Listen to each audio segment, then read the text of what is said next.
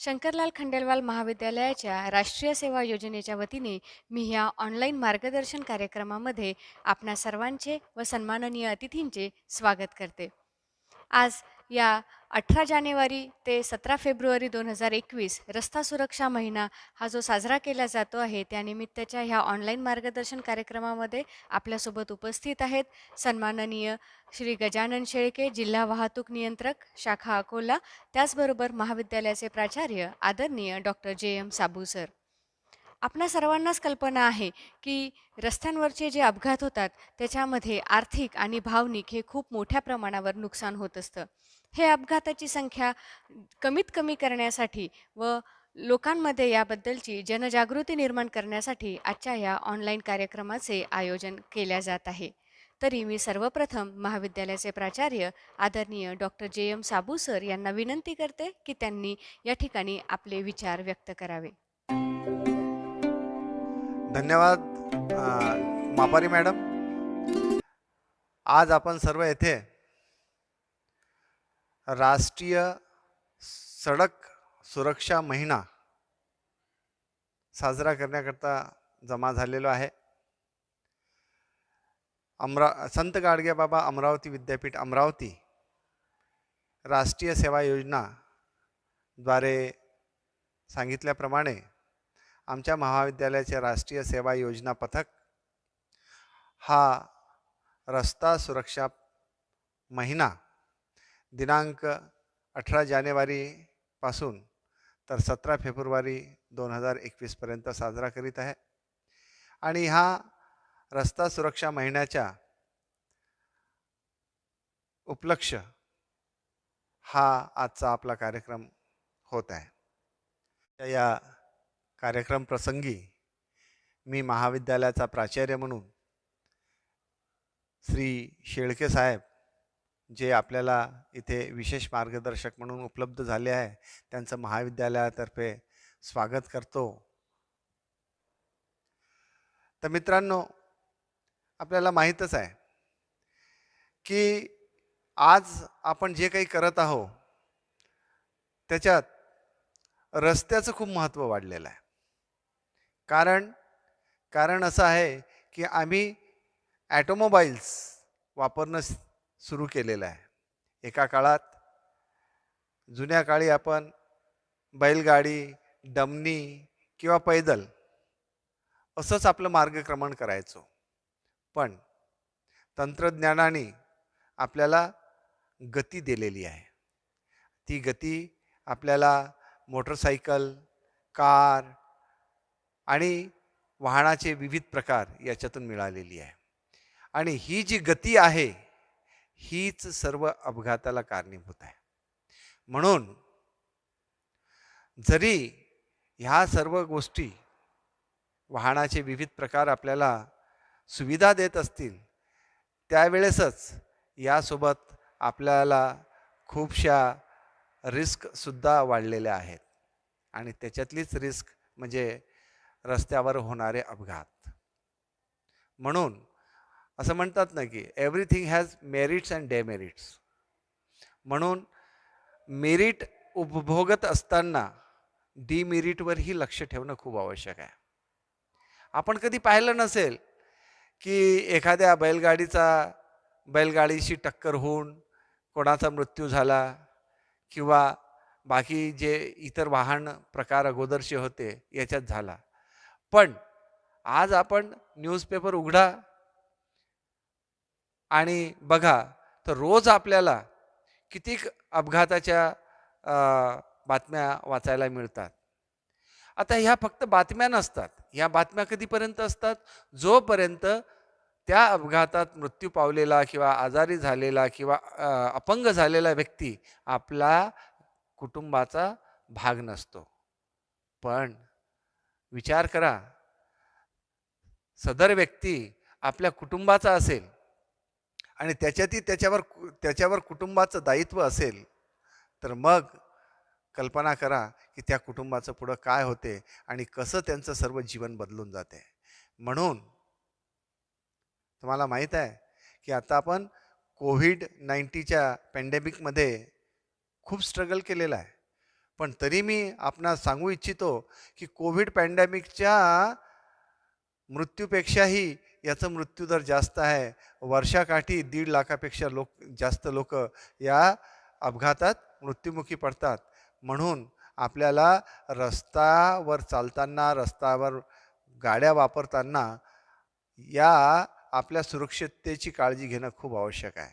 म्हणून आजच्या या घडीला मी आपण सर्वांना निवेदन करीन की राज्य परिवहन मार्ग किंवा राज्य रस्ते सुरक्षा पथक वगैरे हे जे सूचना देतात त्या सूचनाचं पालन करा. रस्त्याने चालताना रस्त्याचे नियमाचं पालन करा.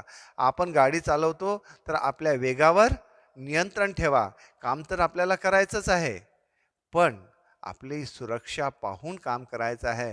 म्हणून आजच्या या दिनी मी आपण सर्वांना आव्हान करतो की या निमित्तानं आपण आपल्या सुरक्षेची आणि आपल्या कुटुंबाची आणि समाजाच्या सुरक्षेची काळजी घ्या. आणि आजचा हा कार्यक्रम संत गाडगेबाबा अमरावती विद्यापीठ अमरावती यांनी सुचवल्याप्रमाणे आमच्या महाविद्यालयाच्या राष्ट्रीय सेवा योजना पथकांनी आयोजित केला. त्याबद्दल त्यांचं अभिनंदन करतो. मापारी मॅडम सोबतच कावळे सर यांचं अभिनंदन व हा व्हिडिओ जे शूट करत आहे अविनाश टोटे सर त्यांचंसुद्धा अभिनंदन करतो आणि माझे 2 शब्द संपवतो. धन्यवाद. धन्यवाद सर. यानंतर आजचे आपले मुख्य मार्गदर्शक वरिष्ठ पोलीस निरीक्षक व प्रभारी अधिकारी जिल्हा वाहतूक नियंत्रण शाखा अकोला आदरणीय श्री गजानन शेळके सर यांना मी विनंती करते की त्यांनी आपल्याला मार्गदर्शन करावे. पण तत्पूर्वी मी सरांचा परिचय या ठिकाणी करून देते. Sir BSc agriculture Panjabrao Deshmukh कृषी विद्यापीठ अकोला या ठिकाणावरून झाले आहेत. त्याचबरोबर 1993 साली MPSCच्या मार्फत सरळ सेवा भरती अंतर्गत सरांची उपनिरीक्षक म्हणून निवड झाली आहे. आजपर्यंत 9 पोलीस स्टेशनचे ते प्रभारी अधिकारी म्हणून कार्यवाहक होते. तसेच अकोल्याशिवाय भंडारा, अमरावती, नागपूर, यवतमाळ या जिल्ह्यातही सरांची नेमणूक झाली आहे. आज आमच्या विनंतीला मान देऊन त्यांनी आपल्या वेळातला वेळ काढला, त्याबद्दल मी त्यांचे आधीच आभार व्यक्त करते आणि त्यांना विनंती करते की आजच्या या रस्ता सुरक्षा महिना या संदर्भात त्यांनी आम्हाला मार्गदर्शन करावे. नमस्कार, मी गजानन शेळके, सध्या शहर वाहतूक शाखा अकोला येथे वरिष्ठ पोलीस निरीक्षक या पदावर कार्यरत आहे. मागच्या 17 तारखेपासून ॲक्च्युली 18 जानेवारीपासून रस्ता सुरक्षा मास हा आपला सुरू आहे आणि त्या अंतर्गत नागरिकांनी वाहतुकीचे नियम पाळावे म्हणून जनजागृती करण्याचा आमचा उपक्रम सुरू आहे. त्या अनुषंगाने आज मी विद्यार्थ्यांना मार्गदर्शन करण्यासाठी, विद्यार्थ्यांशी हितगुज करण्यासाठी या ठिकाणी आलेलो आहे. सर्वप्रथम मी हे सांगू इच्छितो की रस्ता सुरक्षा अभियान हे सुरू करण्याची गरज का भासली. हे जोपर्यंत कन्सेप्ट समजणार नाही तोपर्यंत मी काय सांगतो ते आपल्याला समजणार नाही. तर वर्षभर आमचा जो विभाग आहे तो म्हणजे पोलीस असो की RTO म्हणजे परिवहन विभाग असो, वर्षभर आमच्या वेगवेगळ्या कार्यवाया किंवा आमचे जे काम आहे, नेमून दिलेलं काम आहे ते आम्ही करत असतो. परंतु जेव्हा रस्ता सुरक्षेचा प्रश्न येतो त्यावेळेस फक्त कारवाई करून रस्ता सुरक्षा हे जे मोटो आहे किंवा रस्ता सुरक्षा करण्याचा जे काही उद्देश आहे तो साध्य होणार नाही. त्यासाठी लोकांची मानसिकता बदलायला पाहिजे आणि लोकांची मानसिकता जर बदलायचं असेल तर त्यांच्यामध्ये जनजागृती करणे फार गरजेचं आहे. म्हणून रस्ता सुरक्षा अभियानाची सुरुवात साधारणतः 30-31 वर्षापूर्वी झाली. यावर्षी आपण 32वा रस्ता सुरक्षा मास जो आहे तो आपण या ठिकाणी साजरा करत आहोत. आणि जेव्हा या रस्ता सुरक्षा अभियानाची सुरुवात झाली तेव्हा सुरुवातीला फक्त 1 दिवस रस्ता सुरक्षा दिवस म्हणून जनरली तो जानेवारीच्या दुसऱ्या आठवड्यामध्ये होत होता, 10 ते 15 जानेवारीच्या दरम्यान. त्याच्यानंतर जेव्हा याचं गांभीर्य सरकारच्या लक्षात आलं त्यावेळेस सरकारने रस्ता सुरक्षा सप्ताह सुरू केला. त्याच्यानंतर त्याचं रूपांतर 15व्या झालं आणि ह्या वर्षीपासून महाराष्ट्रामध्ये रस्ता सुरक्षा अभियान हे जवळपास 1 महिनाभर आपण राबवणार आहोत. तर याची गरज काय हे पहिले आपण समजून घेणं गरजेचं आहे. ह्यासाठी मला थोडी आपल्याला आकडेवारी सांगावं लागेल.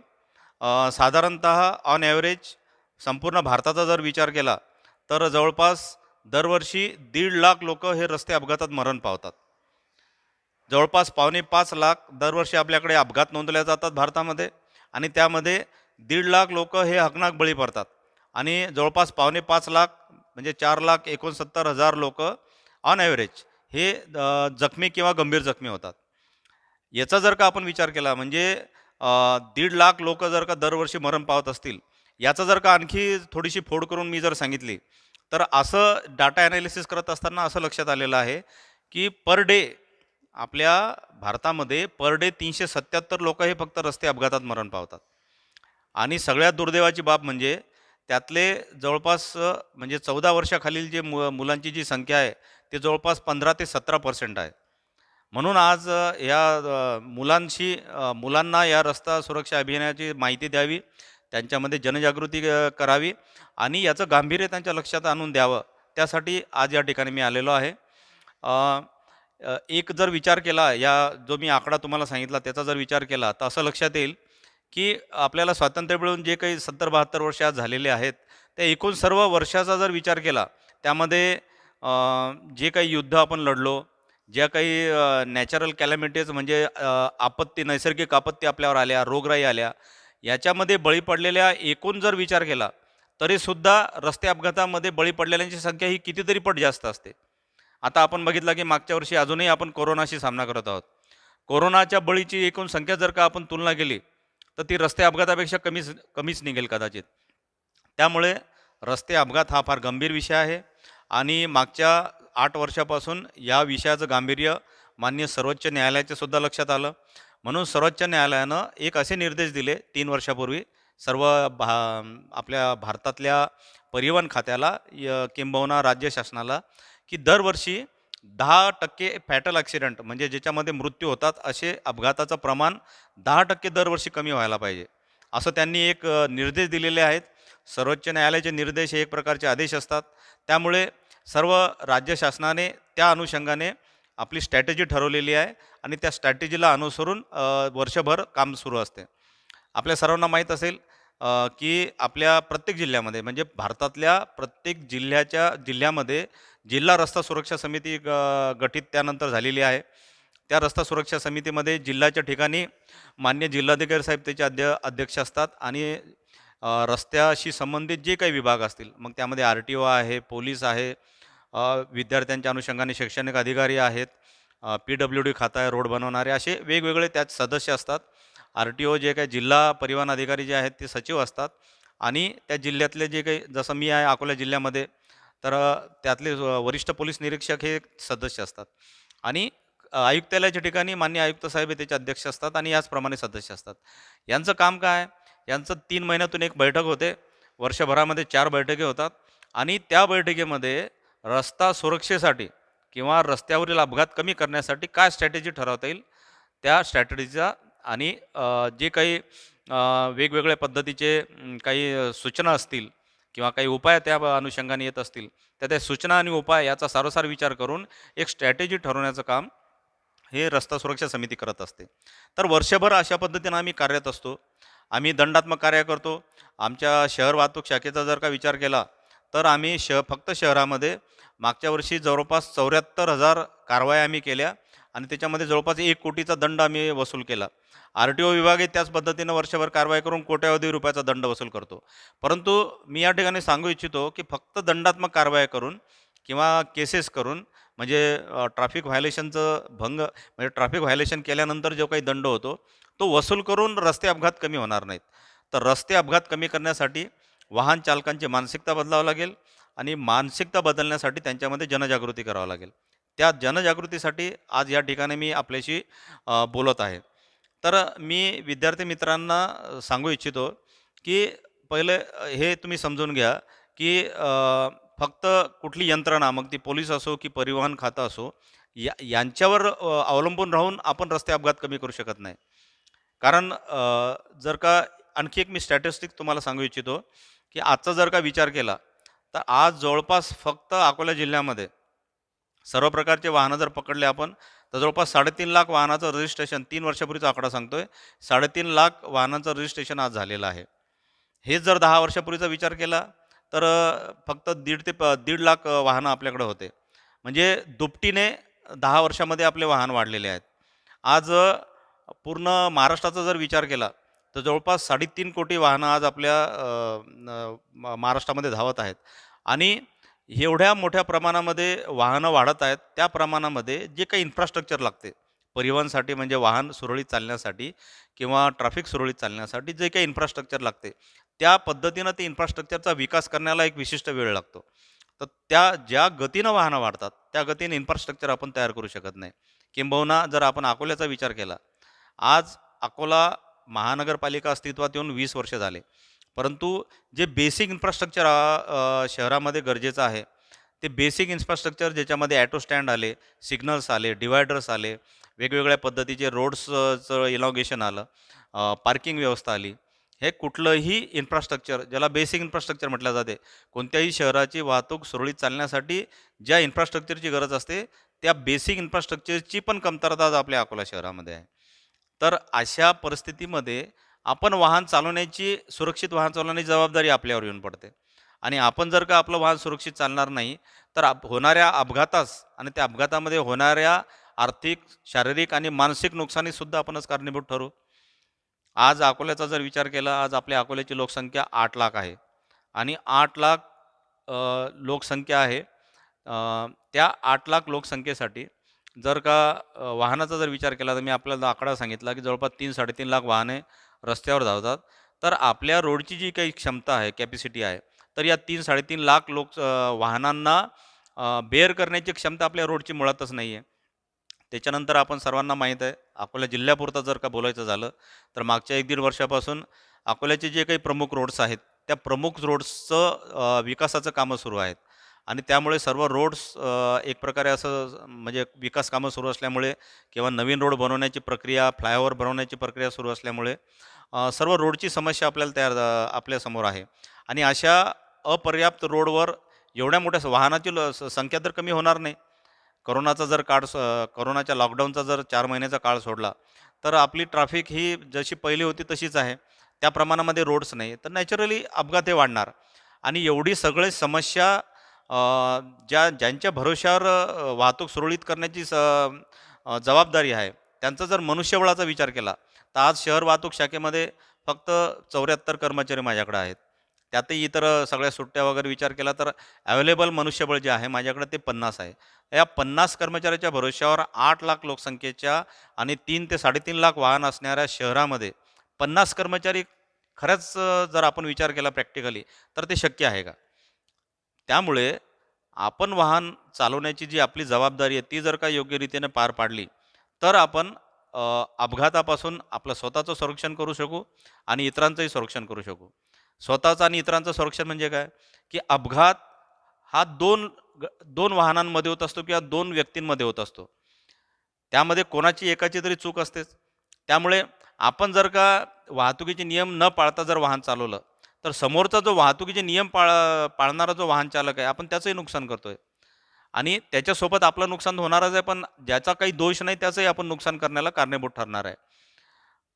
मी पोलीस खात्यातला असल्यामुळे आणि वाहतूक शाखेत येण्यापूर्वी जिल्ह्यातल्या वेगवेगळ्या पोलीस स्टेशनमध्ये मी प्रभारी अधिकारी म्हणजे ठाणेदार म्हणून काम केलेलं आहे. त्यातले काही राज्यमार्ग किंवा महामार्ग असणारे पोलीस स्टेशन्स होते. त्यामुळे कितीतरी अपघात हे माझ्या नजरेखालून गेलेले आहेत. त्या अपघाताची भीषणता जेव्हा मी पाहतो, तेव्हा खरंच आमची पोलीस असूनही आमच्या अंगावर काटा येतो. आणि त्याचं जे नुकसान ज्यावेळेस अपघात होतो आणि अपघात झाल्यानंतर त्या कुटुंबाची मानसिक अवस्था आणि त्यांची जी रिॲक्शन्स आम्ही पाहतो, तेव्हा आमच्या मनात विचार येतो, की अपघात होण्यापूर्वी जर का ह्या व्यक्तीला किंवा वाहन चालकाला साधे वाहतुकीचे नियम जर का माहीत असते किंवा माहीत असून फायदा नाही, ते नियम पाळण्याची मानसिकता जर का त्याची असती, तर निश्चितपणे हा अपघात टाळता आला असता. आणि जे काही होणारं नुकसान आहे, बरेच अपघात मी असे बघितले, बरेच उदाहरणं मी देऊ शकतो, परंतु सर्व उदाहरणं देत बसलो तर वेळ जाईल आपला. परंतु काही उदाहरणं मी आपल्याला सांगू इच्छितो. म्हणजे या अपघातातले जे काही अपघातापासून जो काही नुकसान समाजाला होते, ते तुमच्या लक्षात येईल, त्याचं गांभीर्य तुमच्या लक्षात येईल. काही अपघात मी असे बघितले की त्याच्यामध्ये मेडिकल, एक ITIच्या मुलाचा अपघात मी बघितला की फर्स्ट इयरला असलेला तो अतिशय हुशार मुलगा, परंतु वेगानं वाहन चालवण्याचा वेळ त्याला होतं किंवा व्यसन होतं. मी याला व्यसन म्हणतो. वेगाची नशा ही सगळ्यात मोठी नशा असं मी समजतो. तर ते व्यसन असल्यामुळं वेगानं वाहन चालवल्यामुळं तो स्वतः तर हकनाक बळी पडला.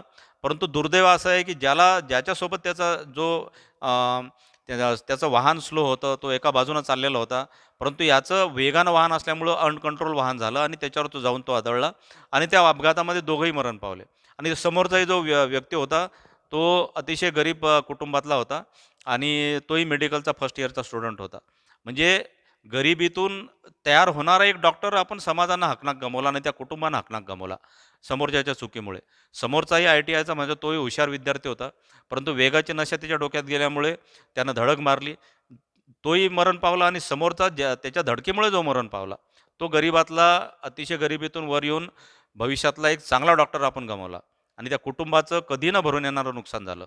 तर असे अनेक अपघात मी पाहिलेले आहेत आणि त्या अपघातातून कुटुंब उद्ध्वस्त होताना मी पाहिलेले आहेत.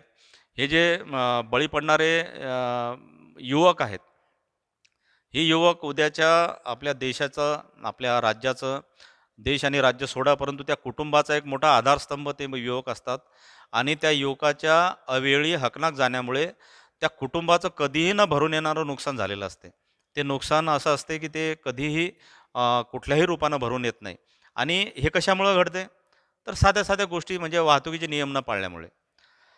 जेव्हा वाहतूक होण्यामागच्या कारणाचं आम्ही जेव्हा थोडं ॲनालिसिस केलं, तेव्हा आमच्या असं लक्षात आलं की फक्त 7 म्हणजे तसे तर वाहतुकीचे नियम म्हणजे ज्या याच्यावर आमचं काम चालते, ते 2 प्रकारे आमचं काम चालतंय. एक केंद्रीय कायदा आहे आणि एक आपल्या महाराष्ट्रातला कायदा आहे. केंद्रीय वाहतूक अधिनियम 1988 नुसार जवळपास 300-325 सेक्शन्स आहेत की ज्याच्यामध्ये वेगवेगळ्या पद्धतीचं व्हायलेशनची व्याख्या दिलेली आहे. आणि एक महाराष्ट्रामध्ये पण महाराष्ट्र वाहतूक अधिनियम आहे. त्याचप्रमाणे मुंबई पोलीस कायदासुद्धा आम्ही कधी-कधी उपयोगात आणतो. परंतु बेसिकली जो केंद्रीय वाहतूक अधिनियम आहे, त्याचा आम्ही उपयोग करतो आणि ते उपयोग करत असताना जेव्हा आम्ही होणाऱ्या अपघाताचं ॲनालिसिस केलं, तेव्हा लक्षात आलं की एवढे 300-350 सेक्शन्स सोडून द्या. फक्त 7 ते 8 सेक्शन्स किंवा 7 ते 8 व्हायोलेशन जर आपण टाळले, तर निश्चितपणे आपण अपघाताची संख्या जसं सर्वोच्च न्यायालय सांगते, मान्य सर्वोच्च न्यायालयाने निर्देश दिलेले आहेत की 10% अपघात कमी करा. तर मी आपल्याला खात्रीशीर एक वाहतूक पोलीस निरीक्षक म्हणून आपल्याला खात्रीशीर सांगू शकतो की आपण फक्त मी जे सांगतो त्या 7 नियमांचं जर का पालन केलं, तर निश्चितपणे आपण 10% नाही तर 20% दरवर्षी आपण अपघात कमी करू शकतो. एवढं व्हायलेशन या फक्त 7 वाहतूकचं म्हणजे वाहन चालवत असताना या 7 गोष्टीचं व्हायलेशन होते. सगळ्यात पहिलं महत्त्वाचं की जे 78% अपघात हे फक्त आणि फक्त ओव्हर स्पीड गेल्यामुळे होते, अतिवेगाने वाहन चालवल्यामुळे. 100 जर वाहन अपघात होत असतील, तर त्यातले 78% अपघात हे फक्त आणि फक्त वेगाने वाहन चालवल्यामुळे होते. तर वेगाची नशा करी जीवनाची दुर्दशा असं म्हटलं जाते. तर त्याप्रमाणे जर आपण आपलं वाहन, जे कुठलं वाहन आहे, दुचाकी असो, चारचाकी असो किंवा कुठलंही वाहन, हे जर का आपण आपल्या वेग मर्यादेचं जर का पालन केलं, तर निश्चितपणे आपण आपलं अपघात टाळू शकतो. त्यासाठी मुद्दामून मी आपल्या निदर्शनास आणून देऊ इच्छितो की मागच्या एक दीड वर्षापासून ह्या गोष्टीवर विचार करून, कारण जेव्हा मी सांगितलं की ॲनालिसिस करत असताना हे लक्षात आलं की अतिवेगानं वाहन चालवल्यामुळं एवढ्या मोठ्या प्रमाणात म्हणजे 78% जर का अपघात होत असतील, तर वेग नियंत्रण कसं करायचा, तो 2 पद्धतीनं आपण करू शकतो. पहिली गोष्ट मी तुम्हाला सांगितलं की मानसिकता बदलून. कारण वेगानं वाहन चालवणारा कोण आहे? वाहन चालक आहे. त्याला कोणी सांगते का वेगानं वाहन चालव? नाही. त्याच्या डोक्यामध्ये ती वेगाची नशा म्हणा किंवा वेगाचं वेड त्याच्या डोक्यात असतं. म्हणून त्याची मानसिकता बदलणे हा एक उपाय झाला. आणि दुसरं टेक्निकली वेग नियंत्रित करण्यासाठी काय करता येईल? तर दंडात्मक कारवाई करता येईल. मग दंडात्मक कारवाई कशी करायची? आता वेगानं वाहन चाललं का त्याला काय पोलीस आडवे येतील का? वाहन अडवायला जर पोलीस जर आडवे येऊन जर वाहन थांबवण्याचा प्रयत्न केला, तर त्या पोलिसाचा सुद्धा अपघात होऊ शकतो. म्हणून मागच्या 1-1.5 वर्षापासून एक इंटरसेप्टर वाहन नावाचं एक अद्ययावत ज्याला म्हणता येईल, अद्ययावत यंत्रणा विकसित केलेलं एक वाहन आम्हाला दिलेलं आहे इर्टिगा गाडीमध्ये. त्याच्यामध्ये स्पीड गन इन्स्टॉल केलेली आहे. त्या स्पीड गनचा उपयोग करून जेव्हा आम्ही राज्य किंवा महामार्गावर ते इंटरसेप्टर वाहन उभं करतो आणि स्पीड गनने समोरच्या वाहनाचं त्याला कुठल्याही प्रकारचं डिस्टर्बन्स न करता ते जर ते वेग मर्यादेच्या बाहेर जर असेल तर आमच्याकडे अशी अत्याधुनिक यंत्रणा आहे त्या स्पीड गनमध्ये की ॲटोमॅटिक जेव्हा ते वाहन आम्हाला येताना दिसतो आणि आम्ही अंदाज घेतो की वेगाने येत आहे, आम्ही त्याला त्याच्यावर आमचं स्पीड गन रोखली जे काही यंत्रणा आहे त्यातली इन्फ्रारेड म्हणा ते बरोबर सेट करून त्याच्या नंबर प्लेटवर जेव्हा आम्ही हे करून जेव्हा क्लिक करतो तर क्लिक केल्याबरोबर आम्हाला त्या वाहनाचा वेग समजतो, त्या वाहनाच्या नंबर प्लेटचा फोटो येतो, वाहनाचा फोटो येतो आणि त्याच्यानंतर हा सगळा डाटा मुंबई ADG सरांच्या ऑफिसमध्ये गेल्यानंतर त्याचं व्हेरिफिकेशन होते आणि व्हेरिफिकेशन झाल्यानंतर माहितीची सत्यता जर असेल तर ती चालान जनरेट होते आणि त्या चालानचा मेसेज जो वाहन चालक अधिकृत वाहन चालक ज्याचं रजिस्ट्रेशन करताना त्याचा अधिकृत मोबाईल नंबरसुद्धा रजिस्टर्ड झालेला आहे, ॲटोमॅटिक त्याच्यावर मेसेज चालला जातो आणि त्याला समजते की आपलं वाहन ह्या स्पीडनं ह्या ठिकाणी ह्या तारखेला जात होतं आणि ते चालान झालेलं आहे आणि ॲटोमॅटिक ते चालान जनरेट झाल्यानंतर त्याला जो काही 1,000 रुपयाचा दंड आहे तो सध्या म्हणजे वाढीव दंड नाही जुन्या याच्याप्रमाणे तो 1,000 रुपयाचा दंड त्याला भरावा लागतो आणि तो महाराष्ट्रात कुठेही भरू शकतो. तो दंड जर त्याने भरला नाही तर त्याची पुढच्या ज्या प्रक्रिया आहे समजा परत त्याचं एखाद्या वेळेस वाहन चालन झालं तर मागचा दंड भरल्याशिवाय त्याला ते चालन रिसिप्ट मिळत नाही. त्याच्यानंतर त्याचं जर का लायसन्स रिन्युअल करायचं आहे किंवा RTO संबंधात कुठलंही कागदपत्राचं त्याला काम पडलं असेल तर ते कागदपत्र किंवा लायसन्स रिन्युअल किंवा कुठलीही प्रोसेस त्याची पूर्ण त्याचा चालानचा दंड जो आहे तो नील झाल्याशिवाय होत नाही. त्यामुळे कधी ना कधी कुठे ना कुठे त्याला ते चालान भरणंच आहे.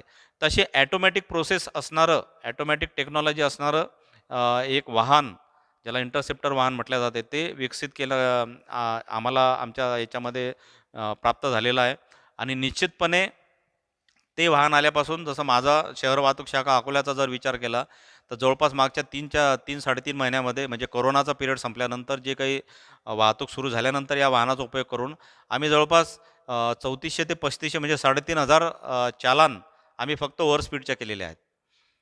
आज ही परिस्थिती की निश्चितपणे जेव्हा आमचं इंटरसेप्टर वाहन लोक पाहतात तर त्यांना माहीत पडते की या वाहनामुळे आपल्या म्हणजे वेग मर्यादा मोजल्या जाते आणि आपल्याला चालान होते तर ते निश्चितपणे वेग कमी करतात. परंतु तेवढ्यापुरतं वेग कमी करून परत वाढवत असतील, परत पुढच्या बाळापूर टॅपला परत ते वाहन आहे म्हणजे हायवे टॅप आणि वाहतूक शाखा या दोघांना ते सध्या वाहन दिलेलं आहे. जेव्हा या वाहनाची संख्या वाढेल ठिकठिकाणी हे वाहन जर का उभे राहतील तर निश्चितपणे वेगावर सुद्धा मर्यादा येऊ शकते. परंतु मी परत म्हटलं की एका ठिकाणी त्याला चालन झाल्यानंतर परत जर त्यांना वेग वाढवला तर परत त्याचा अपघात होऊ शकतो. म्हणजे कुठंतरी नुसत्या दंडात्मक कारवाईने आपण रस्ते अपघात कमी करू शकत नाही, तर लोकांची मानसिकता बदलणं गरजेचं आहे आणि ती मानसिकता बदलण्यासाठी जनजागृती या रस्ता सुरक्षा अभियानाच्या माध्यमातून आम्ही करत आहोत. हा एक विषय झाला ओव्हर स्पीडिंग. त्याच्यानंतर अपघाताचं ॲनालिसिस करत असताना असं सुद्धा लक्षात आलं आमच्या की दुसरं जे अपघात होण्यास कारणीभूत ठरणारा घटक आहे ते मद्यप्राशन करून वाहन चालवणे, ड्रंक अँड ड्रायव्हिंग. तर त्यामध्ये सुद्धा आम्ही वेळोवेळी मोहिमा घेऊन खास करून डिसेंबर महिन्यात म्हणा किंवा वर्षभरसुद्धा मोहिमा सुरू असतात. तर मद्यप्राशन करून वाहन जर एखादा चालवत असेल तर आमच्याकडं एक ब्रीथ ॲनालायझर नावाचं एक आमच्याकडे यंत्र असते. ते आता थोडं कोरोनामुळं आम्ही त्याचा उपयोग कमी केलेला आहे, परंतु इन जनरल आम्ही त्या ब्रीथ ॲनालायझरचा उपयोग करून त्याचा मद्यप्राशन केलेला आहे का, मद्य किती प्रमाणात त्यानं प्राशन केलेलं आहे हे आम्ही डायरेक्ट त्याचा फोटो येतो. त्याच्यानंतर रिसिप्ट येते, त्या रिसिप्टमध्ये किती अल्कोहोल त्यानं कन्झ्युम केलेला आहे त्याचा पर्सेंट येते आणि एक चांगला उत्तम पुरावा जो कोर्टात टिकेल अशा पद्धतीचा पुरावा जनरेट करून आम्ही त्याच्यावर गुन्हा दाखल करतो. दंडात्मक कारवाई नाही करत, गुन्हा.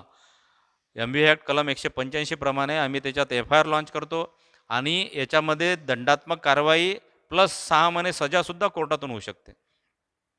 कारण हा जो व्यक्ती आहे वाहन चालक ज्याने मद्यप्राशन केलेलं आहे हा स्वतःच्या जी काही त्याला व्यसन असावं म्हणा किंवा आणखी कुठली नशा करण्याचा त्याला वेळ असावं म्हणा किंवा जस्ट एन्जॉय म्हणून जर त्यानं मद्यप्राशन करून वाहन चालवलं हा त्याचा भाग झाला, परंतु त्याच्या चुकीमुळे समोरच्याचा ज्याच्याशी त्याचा अपघात होतो तो निर्दोष हकनाक बळी जातो.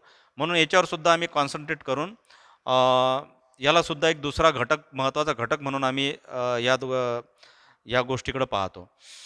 त्याच्यानंतर तिसरा एक महत्त्वाचा घटक आहे, तो म्हणजे दुचाकी खास करून. मी तुम्हाला हे सांगू इच्छितो, की आपल्या अकोला जिल्ह्यापुरता जर विचार केला, तर मागच्या 2 महिने म्हणजे नोव्हेंबर-डिसेंबर मध्ये जवळपास 54 अपघात झाले. त्या 54 अपघातामध्ये जवळपास फॅटल ॲक्सिडेंट 12 होते, म्हणजे 12 लोकं बळी गेले. आणि मी तुम्हाला सांगू इच्छितो अतिशय गांभीर्यपणे, की या 12 मधले 12चे 12 मोटरसायकल स्वार होते आणि या 12च्या 12 लोकांनी हेल्मेट घातलेले नव्हते. कदाचित या मोटरसायकल स्वारांनी जर हेल्मेट घातले असते, तर त्यांचा जीव वाचला असता. म्हणून आपल्या बऱ्याचशा अकोला शहरवासियांना माहीत आहे, जिल्हावासियांना खास करून, की मागच्या 2-2.5 महिन्यापासून आम्ही च्या संबंधाने मोहीम सुरू केलेली आहे. सध्या आपण राज्य आणि महामार्गावर हेल्मेट सक्ती करत आहोत. त्याचेसुद्धा या 2.5 महिन्यापासून म्हणजे ऑक्टोबर महिन्यापासून आम्ही ही कारवाई सुरू केल्यापासून जवळपास 3800 हेल्मेटच्या केसेस, म्हणजे ज्यांनी हेल्मेट घातलेलं नाही अशा दुचाकी स्वारांवर दंडात्मक कारवाई आम्ही केलेल्या आहेत. तर हेल्मेट घालणं फार गरजेचं आहे. कारण जर एखादा दुर्दैवानं रस्ते अपघात झाला, तर फक्त आणि फक्त हेल्मेटच तुमचा जीव वाचवू शकतो. कारण आपल्या शरीराचा सगळ्यात नाजूक भाग, ज्याला इजा झाली तर फार मोठं नुकसान होईल, तो भाग म्हणजे आपलं डोकं. आणि डोक्याचं संरक्षण करण्यासाठी आपल्याकडं हेल्मेटशिवाय पर्याय नाही. बऱ्याच वेळेस आपण बघितलं असेल, की एखादा अपघात झाला, तर एखादा पाय फ्रॅक्चर होईल, हात फ्रॅक्चर होईल, एखादी जखम होईल, परंतु कालांतरानं ते भरून निघेल. फ्रॅक्चर भरून निघेल, जखम भरून निघेल. परंतु त्याला जर हेड इंजुरी झाली, तर हेड इंजुरीमधून कुठल्याही कॉम्प्लिकेशन्स येतील आणि त्याचा जीवही जाऊ शकतो. आणि जीव नाही गेला, तर तो कोमात जाऊ शकतो, त्याला पॅरालिसिसचा अटॅक येऊ शकतो. म्हणजे कायमचा जायबंदी होण्याची जी प्रक्रिया आहे, ती हेड इंजुरीमुळे होते. म्हणून रस्ते अपघातामध्ये आपल्या डोक्याला इजा होऊ नये, याची काळजी घेणे फार गरजेचं आहे. आणि अपघातामध्ये डोक्याची काळजी घेण्याचं काम फक्त आणि फक्त हेल्मेट करतो. त्यामुळे हेल्मेट घालणं फार गरजेचं आहे. त्यामुळे जे दुचाकी चालक हेल्मेट घालत नाही, त्यांच्याविरुद्धसुद्धा आम्ही मोहीम राबवतो. त्यानंतर चौथं जे आहे, ते वाहन चालवत असताना मोबाईलवर बोलणे. आता म्हणजे मागच्या एक 10-15 वर्षापासून, खास करून मागच्या 5 वर्षामध्ये, जेव्हापासून या मोबाईल चा मोठ्या प्रमाणामध्ये प्रसार झाला, म्हणजे अगदी शाळेकरी मुलगा 11वी-12वीतला मुलगाही मोबाईलशिवाय ज्याला करमत नाही. मोबाईल अ, म्हणजे वाहन चालवत असताना सुद्धा त्याच्या कानामध्ये हेडफोन असतो. तर अशा हे मोबाईलच्या वेडामुळं, मोबाईलच्या नशेमुळं अपघात होण्याचं प्रमाण सातत्यानं दरवर्षी वाढत आहे. त्यामुळे याला आम्ही एक 4था-5वा घटक महत्त्वाचा मानतो, की ह्या माध्यमातून मी आपल्या खास करून या तरुण मित्रांना किंवा शाळेच्या विद्यार्थ्यांना विनंती करेल, की कृपया असा कोणताही महत्त्वाचा कॉल नसतो आपल्याला, की जो घेतला नाही तर फार मोठं नुकसान आपलं होऊ शकते. त्यामुळे जेव्हा आपण वाहन चालवत असाल, तेव्हा मोबाईलचा वापर टाळा. कारण मोबाईल चालत्या वाहनावर मध्ये तुमचं लक्ष गुंतल्यामुळे लक्ष विचलित होते आणि अपघात घडून येतो, असं आमच्या निदर्शनास आलेलं आहे. त्यामुळं त्याच्यासुद्धा आम्ही केसेस, म्हणजे त्याच्यावर सुद्धा दंडात्मक कारवाया या मागच्या 2.5-3 महिन्यामध्ये आम्ही भरपूर प्रमाणात केलेल्या आहेत. आणि अशा लोकांना या माध्यमातून माझं सांगणं आहे, की मोबाईलचा वापर आपण टाळावा. त्याच्यानंतर रॉंग साईड ड्रायव्हिंग, ज्याचं प्रमाण अकोल्यामध्ये खूप मोठ्या प्रमाणात आपल्याला दिसून येतो, की खास करून महिला वर्ग जेव्हा त्यांना वळायचं असेल, म्हणजे एखाद्या रस्त्यातून दुसऱ्या रस्त्यावर जायचं असेल, वळण घ्यायचं असेल, त्यावेळेस इशारे देत नाहीत, इंडिकेटर लावत नाहीत. दिवसा तुम्ही हाताचा इशारा करायला पाहिजे, रात्रीच्या वेळेस तुम्ही इंडिकेटरनं इशारा द्यायला पाहिजे. उजवीकडे वळायचं असेल तर उजवं इंडिकेटर किंवा उजवा हात दाखवणं गरजेचं आहे. असं बऱ्याच वेळेस होत नसल्यामुळं, किंवा रॉंग लेनमध्ये चालल्यामुळं, किंवा चुकीच्या मार्गानं वळण घेतल्यामुळं, जिथनं तुम्हाला वळण घेणं गरजेचं नाही, असं वळण घेतल्यामुळं मागचा वाहन चालक चं लक्ष विचलित किंवा तो वेगात असतो. अचानक तुम्ही जर वळण घेतलं, तर त्याची धडक तुम्हाला लागते. तोही जखमी होतो आणि तुम्ही जखमी होता. परंतु या अपघातास कारणीभूत तुम्ही ठरता, की तुम्ही योग्य इशारे जे आहेत ते केले नाही. तर रॉंग साईड ड्रायव्हिंगसुद्धा एक महत्त्वाचा घटक आहे अपघात होण्यासाठी. त्याच्यावरसुद्धा आमच्या सातत्यानं केसेस सुरू असतात. तर अशा पद्धतीचं जे आहे, त्याच्यामध्ये रश ड्रायव्हिंग एक प्रकार आहे, ज्याच्यामध्ये 184 एम.ए. प्रमाणे आम्ही कारवाया करतो. तर ओव्हर स्पीड ड्रायव्हिंग आणि रश ड्रायव्हिंग यामध्ये फरक आहे. ओव्हर स्पीड ड्रायव्हिंग म्हणजे अतिवेगानं वाहन चालवणे. पण रश ड्रायव्हिंग हा प्रकार असा आहे, की स्टंट करत आपण चालवतो, हातवारे करत किंवा एक हात सोडून किंवा वेगाने गाडी असते, परंतु स्टंट करत हे चालवल्यामुळे कधी-कधी तुमचं इम्बॅलन्स होते. तुम्ही तर जखमी होता, परंतु तुमच्या रश ड्रायव्हिंगमुळं समोरचा सुद्धा त्या समोरच्याचा अपघात होईल आणि तो सुद्धा जखमी किंवा मृत्यूस कारणीभूत ठरेल. तर अशा पद्धतीचे हे जे काही 6-7 मी तुम्हाला सांगितले, एवढं जरी आपण हे केलं, बाकीचं सिग्नल जंपिंग एक भाग आहे. सध्या अकोल्यामध्ये सिग्नल चालू नसल्यामुळे तो विषय नाही. परंतु जेव्हा सिग्नल चालू होतील, त्यावेळेस सिग्नलचं पालन करणं बऱ्याच वेळेस जास्तीत जास्त 1 ते 2 मिनिटाचा सिग्नल असतो. म्हणजे रेड सिग्नल ग्रीन होण्याचा जो कालावधी आहे, तो कुठे 1 मिनिटं, 2 मिनिटं, 3 याच्यावर तर कालावधी नसतो. तर आपल्याला 2, 3, 5 मिनिटं थांबण्याची आपली मानसिकता नसते. सिग्नल ग्रीन होण्याच्या पूर्वीच आपण निघतो आणि त्याच वेळेस चौकामध्ये अपघात झालेले आपण बघितलेले आहेत. त्यामुळे सिग्नल जंपिंग हा जो प्रकार आहे, तो सुद्धा टाळायला पाहिजे. लेन कटिंग हा जो प्रकार आहे, तो सुद्धा टाळायला पाहिजे. त्याच्यानंतर एक पहिले आप हा एक प्रकार आहे. पहिले आप म्हणजे काय? तुम्ही चौकात थांबलेला आहात.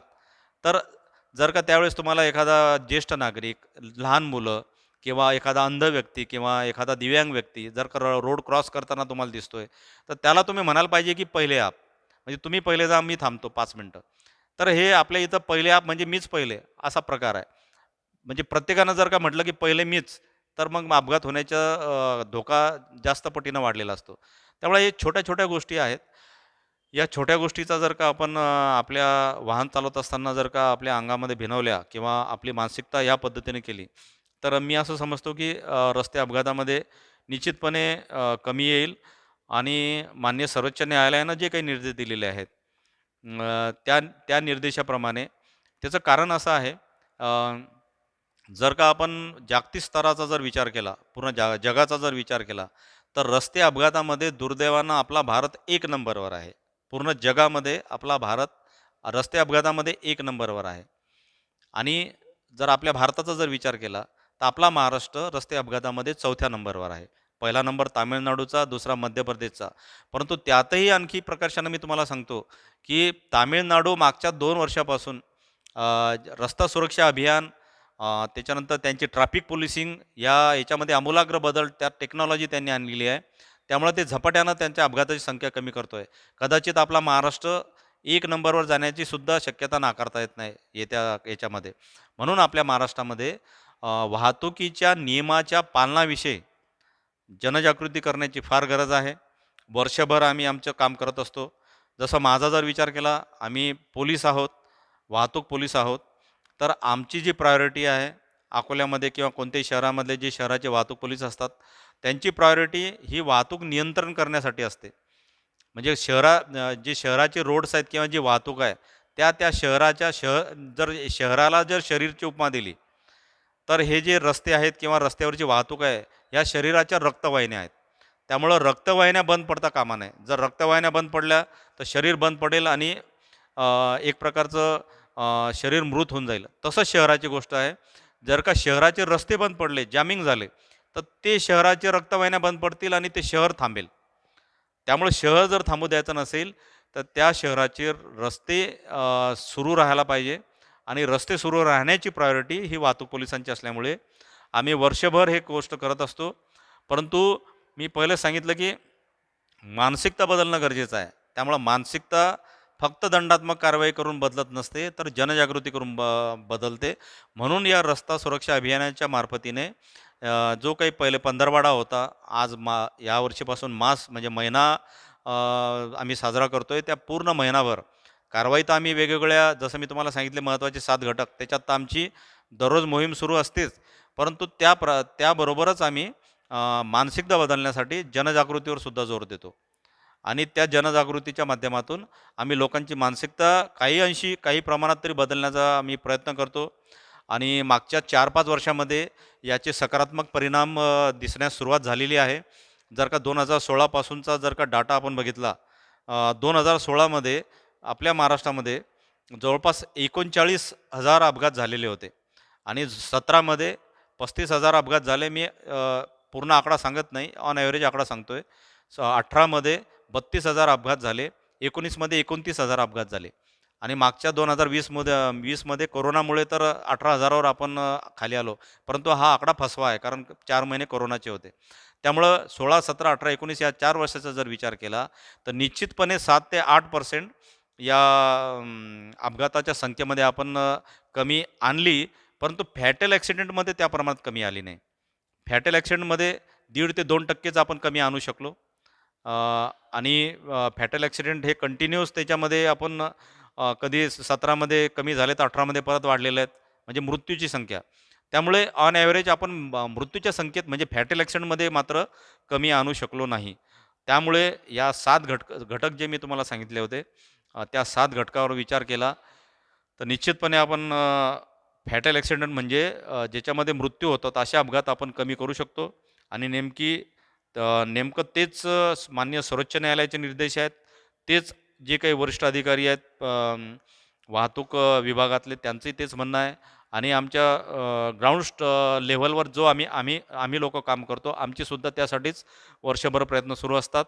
परंतु फक्त कारवाई करून किंवा आम्ही प्रयत्न करून ही गोष्ट किंवा म्हणजे रस्ते अपघात कमी होणार नाहीत. तर त्यामध्ये मोठ्या संख्येनं रस्त्यावर वाहन चालवणाऱ्या युवक किंवा वाहन चालकांचं त्याच्यामध्ये सहभाग अपेक्षित आहे, गरजेचं आहे. त्यांनी सहभाग नोंदवला म्हणजे वाहतूक नियमाचं जर त्यांनी पालन केलं, तरच आपण रस्ते अपघातामध्ये त्यातल्या त्यात फॅटल ॲक्सिडेंटमध्ये कमी आपण आणू शकू. अन्यथा फक्त ह्या फार्स ठरेल जनजागृती. आम्ही फक्त तुम्हाला सांगायचं आणि आपण ऐकायचं, परंतु त्याचं इम्प्लिमेंट रस्ता वाहन चालवताना जर होत नसेल, तर ह्या मार्गदर्शनाचा काही फायदा होईल असं मला वाटत नाही.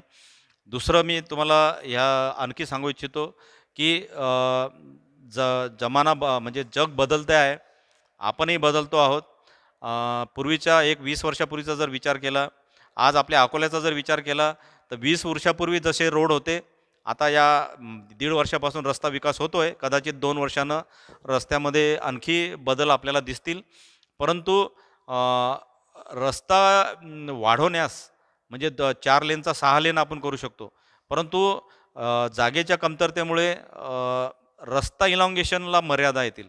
परंतु वाहनाच्या याच्यात मर्यादा, तुम्हाला मी एक डाटा सांगतो, की दरवर्षी आपल्या महाराष्ट्रामध्ये, देशामध्ये नव्हे तर महाराष्ट्रामध्ये पण, दरवर्षी मागच्या वर्षीच्या तुलनेत 6 ते 7% वाहन वाढतात दरवर्षी. म्हणजे जर मागच्या वर्षी 100 वाहन असतील, तर त्याच्या पुढच्या वर्षी 107 वाहन आपल्याला रोडवर दिसतील. त्याच्या मागचे कारण मानसिकता अशी आहे, की आज आपल्या सुरुवातीला 15-20 वर्षापूर्वी आपल्या घरामध्ये फक्त एक मोटर बाईक राहायची, म्हणजे एक दुचाकी राहायची. कार तर अभावानंच मिळायची. एक दुचाकी राहायची, ती सगळेजण यूज करायचे.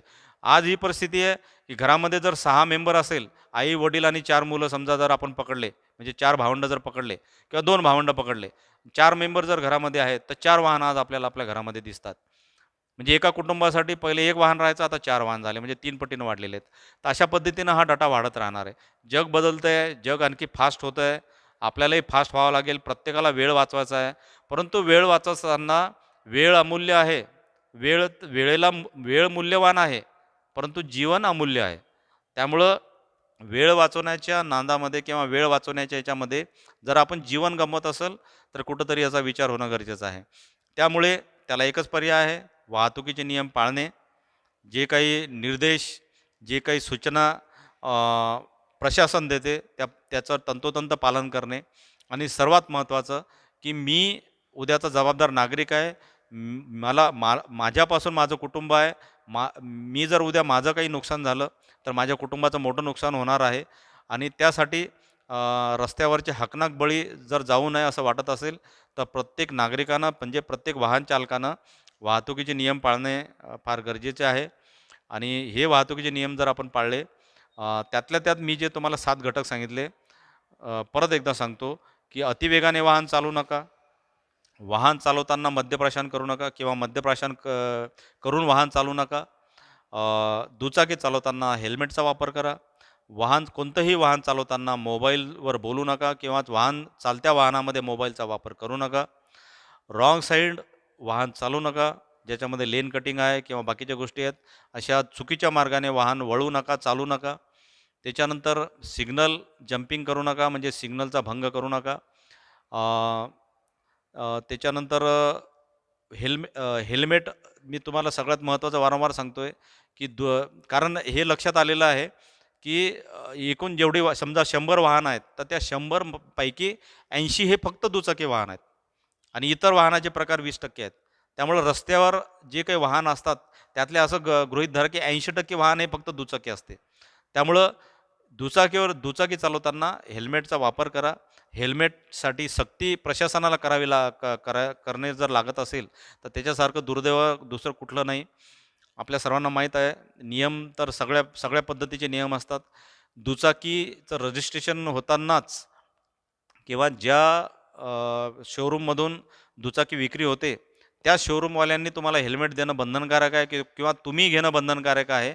आणि प्रायर टू रजिस्ट्रेशन म्हणजे वाहन रजिस्ट्रेशन करण्याच्या पूर्वी तुमच्याकडे हेल्मेट आहे याचं पत्र तुम्हाला किंवा याचं परवानगी पत्र तुम्हाला द्यावं लागते, तरच तुमचं वाहन रजिस्ट्रेशन होते. म्हणजे हेल्मेटशिवाय दुचाकीचं रजिस्ट्रेशनसुद्धा होत नाही. परंतु आज अकोल्याची परिस्थिती अशी आहे की किती लोक हेल्मेट घालतात? 100 पैकी एकही माणूस मोठ्या मुश्किलनं राज्य महामार्गावर आम्ही जेव्हा मोहीम राबवतो, तेव्हा 10 मधले मुश्किलनं 2-3 लोक हेल्मेट घातलेले दिसतात.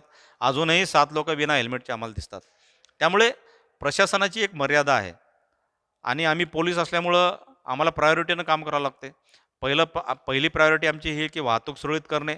दुसरी प्रायोरिटी आमची वेगवेगळे जे काही बंदोबस्त असतात, VIP मोमेंट असते, वेगवेगळ्या सण सण किंवा उत्सवांचे जे काही बंदोबस्त असतात, त्याला आम्हाला प्रायोरिटी द्यावं लागते आणि त्याच्यानंतर दंडात्मक कारवाईची प्रायोरिटी आहे. त्यामुळं फक्त जे काही करेल ते प्रशासन करेल. या भ्रमामध्ये किंवा ह्या मानसिकतेत न राहता तुमच्यापासून बदल करा, तुमच्या मानसिकतेत बदल करा. तुम्ही जर का स्वतःच्या मानसिकतेत बदल केला, निश्चितपणे त्यात तुमचा फायदा आहे, तुमच्या कुटुंबाचा फायदा आहे आणि एक प्रकारे तुम्ही फक्त हे 7-8 नियम जरी पाळले, तरी फार मोठं प्रशासनाला सहकार्य त्यामध्ये मिळेल. आम्हाला बाकीच्या गोष्टी करायलाही वेळ मिळेल आणि अशा पद्धतीनं जर प्रत्येकानं मानसिकता आपली करून जर का वाहतुकीचे नियम पाळण्याविषयी जर का जागरूकता दाखवली, तर निश्चितपणे येणाऱ्या काळामध्ये अपघातामध्ये कमी आलेली आपल्याला पाहायला मिळेल आणि जे काही उद्देश व आपल्या महाराष्ट्र शासनाचा आहे, माननीय सर्वोच्च न्यायालयाचा आहे, वरिष्ठ अधिकाऱ्यांचा आहे, तर निश्चितपणे त्याच्यामध्ये आपल्याला येणाऱ्या काळामध्ये त्यामध्ये बदल झालेला दिसेल. रस्त्यावरील अपघात कमी झालेले दिसतील. जे काही एक महत्त्वाची संपत्ती ज्याला म्हणता येईल, मनुष्य संपत्ती जी काही आपल्या राष्ट्राची आहे, जे काही भविष्यातले अधिकारी आहेत, कोणी शास्त्रज्ञ असतील, कोणी आणखी मोठमोठे वेगवेगळे क्षेत्रामध्ये पुढं जाणारे युवक असतील, त्यांचा जर का बळी विनाकारण हकनाक जर का रस्ते अपघातात जात असेल, तरी फार मोठी हानी आहे. आपल्या राज्याची हानी आहे, देशाची आहे आणि सर्वात मोठी हानी आपल्या कुटुंबाची आहे. तर या सगळ्या गोष्टी आपण टाळू शकतो. तर मी परत एकदा आपल्याला सर्वांना विनंती करेल, विद्यार्थ्यांना विनंती करेल, की आपण वाहतुकीचे नियम पाळावे. प्रशासनासाठी नाही, देशासाठी नाही, तर स्वतःसाठी पाळा, आपल्या कुटुंबासाठी पाळा. रस्ते अपघात टाळण्यासाठी सक्रियपणे आपण आपली मानसिकता बदलून वाहतुकीचे नियम पाळून प्रशासनाला सहकार्य करा आणि अशा पद्धतीनं जर का आपण हे करत असाल तरच मी असं समजेल की जे काही रस्ता सुरक्षा अभियान आहे किंवा रस्ता सुरक्षा पंधरवाडा किंवा मास दरवर्षी आपण साजरा करतो, तर तो खऱ्या अर्थानं सफल झाला असं मी मानेल. त्यामुळं परत एकदा सर्व विद्यार्थी मित्रांना माझी विनंती राहील की आपण ह्या पद्धतीचं स्वतःही पालन करा. जे काही आपले मित्र असतील, कुटुंबातले सदस्य असतील, त्यांनाही या रस्ता सुरक्षा संबंधाने जे काही मी तुम्हाला सांगितल्या त्याचं आपण स्प्रेड करा, व्हायरल करा.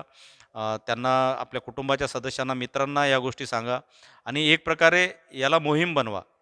कारण जेव्हा जेव्हा एखादी गोष्ट किंवा एखादा बदल घडवून आणायचा असेल, तर तो फक्त कुठला प्रशासन, कुठला व्यक्ती घडवून आणू शकत नाही. तर जोपर्यंत त्याला चळवळीचं किंवा मोहिमेचं रूप प्राप्त होत नाही, तोपर्यंत तो बदल घडून येत नाही.